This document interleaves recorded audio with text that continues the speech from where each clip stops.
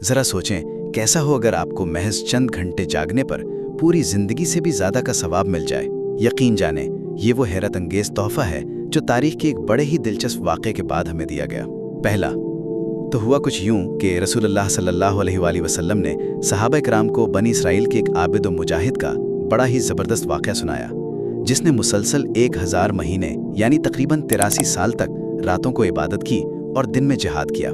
जिसे सुनकर सहाबा थोड़े फिक्रमंद हो गए कि भाई हमारी उम्रें तो इतनी छोटी हैं, हम भला इस कदर सवाब का मुकाबला कैसे कर सकते हैं। दूसरा, सहाबा की इसी फिक्र को दूर करने के लिए अल्लाह ताला ने कुरान में सूरतुल क़द्र नाजिल फरमाई।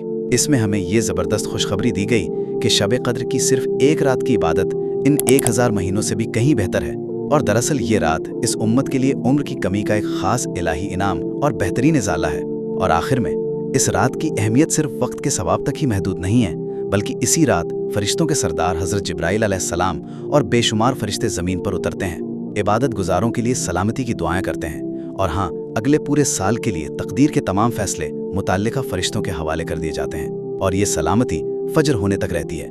सच्ची बात तो ये है कि शब क़द्र महज कैलेंडर की कोई आम तारीख नहीं, बल्कि एक ही रात में 83 साल से ज्यादा की बरकतें समेटने का सच में एक इंतहाई शानदार और सुनहरा मौका है। हमारे चैनल हिदायत के सफ़र को ज़रूर सब्सक्राइब करें।